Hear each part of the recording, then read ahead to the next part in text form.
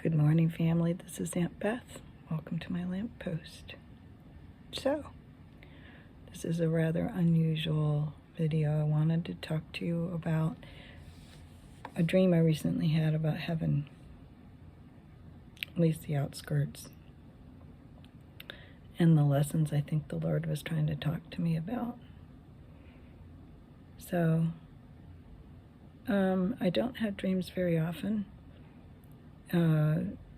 But they have the ones from the Lord I don't forget, although I do write them down. But let's get into it, because I think these lessons are applicable to everyone. So I didn't see Jerusalem, I didn't see Jesus, I didn't see that kind of stuff.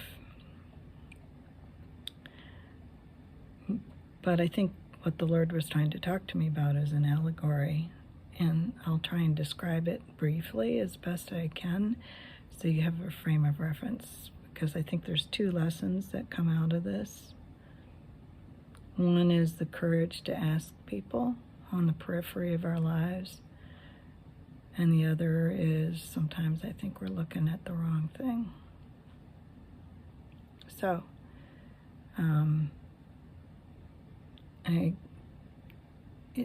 let me give a perspective.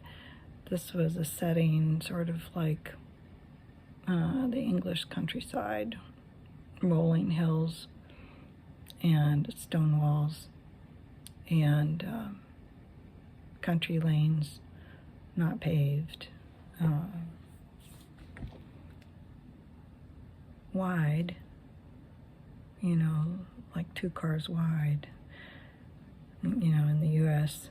width, not English country width. And I came over the hill and in my car, but then got out, and there weren't any vehicles. But I came to like a where there's an intersection or a point, and it was a plaza with a whole bunch of people sitting outside like a cafe, talking and having a wonderful time, just in groups, fellowshipping. And in back of this plaza, facing the country estates, there were like townhomes, kind of like villas. And somehow I knew in my gut that all of them except the one on the very, very end was belonged to, the estate, the family, so to speak. And all of the people in the that were sitting there in the cafes, just having a wonderful fellowship time, they all belonged and had the right to go into the estate, but it wasn't time for them yet. Except for this one lady on the very edge. Her villa was sort of separate, townhome was sort of separate, and she was sitting out on the plaza near this sort of stone wall, and she didn't really want to approach everyone to ask if she could join the community, but she liked being there. But because of the fact that she didn't belong to the community, she had no right of access to the estates. So I was standing on the outside looking over the wall, and she was raised up a little bit and talking to me. The platform, the plaza, the terrace, and she was talking to me, but she was afraid to apply for membership because she thought she would be rejected.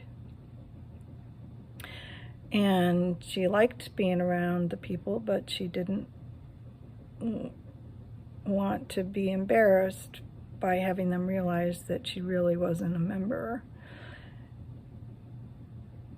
But the horrible penalty is she wouldn't be able to access the estates. So she's playing this terrible game because she's so afraid of what people will think, and she's so afraid of rejection. And I said, well, just what have you got to lose? Just try. So anyway, then I started walking. All this plaza was facing a sort of a curved wall that stopped at the country lane, and it was either stone or brick. But walked down the lane, and I knew I was just visiting. I couldn't stay. But incredible flowers. I have never seen anything like it. One had the, and they were hanging overhead almost like chandeliers. One that had the markings of a pansy, but it was like kidney shaped and about, 18 inches long, whatever. If you picked one blossom, they would fill your arms like a bushel basket. Anyway. And I was approaching a bend in the road, and there were 3 estate homes, and interesting, no outbuildings, no garage, but 3 estate homes facing the road. They were set back from the road about an acre or 2, and right at the bend. But I was looking over to my right, and there was a guy with a telephoto lens, and it was so long he was actually balancing it on somebody in front of him, their shoulder, and they were faced away from the homes, looking outside the estate walls, and there were howling monkeys in the trees, and they were trying to get pictures of it. But the telephoto lens was disconnected, and so the person with the camera straightened up, and the telephoto lens separated, so he wasn't able to get a true focus. And I'm thinking, why is he looking the wrong way?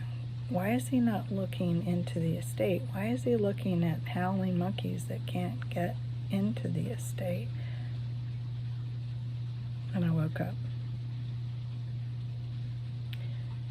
So I think some of the things I've been thinking through about that dream, and forgive the washing machine, but some of the things I've been thinking about that dream are, one is this lady on the periphery of the community, and I thought, how many people in my life want to be associated with believers? Because I knew when I woke up that that whole terrace, that plaza, was a staging area to permanently go into the kingdom. Okay, step into heaven, if you want to use those words. And so they were happy, they were having a good time. This lady over in the corner was absolutely miserable because she wanted to belong, didn't belong, was too afraid to ask. I thought, how many people in my life just want to be asked?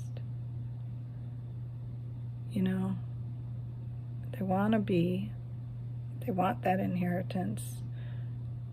They want to be associated with the life and joy and fellowship, but they're just too afraid of rejection to ask. But the penalty, she can never get into that estate if she doesn't sum up the courage.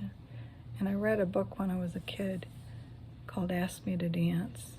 I think it was by Bruce Larson. But basically, it's this concept that a lot of people will say yes if we just have the courage to ask them. I thought, wow. So the second thing is that sometimes when we're walking forward into the things of God, we're looking at the wrong things. that can't affect us. We're looking at howling monkeys. We're looking at the wrong way and we're out of focus, you know, because we're not in sync with the Lord. We get out of sync with each other. So take it for what it's worth. And as you think about it, maybe the Lord will give you some insights. So, sorry for the long post, but I wanted to describe everything so that you would have some sort of a perspective of why I was saying what I was saying. So, I hope you have a fabulous day. All God's best.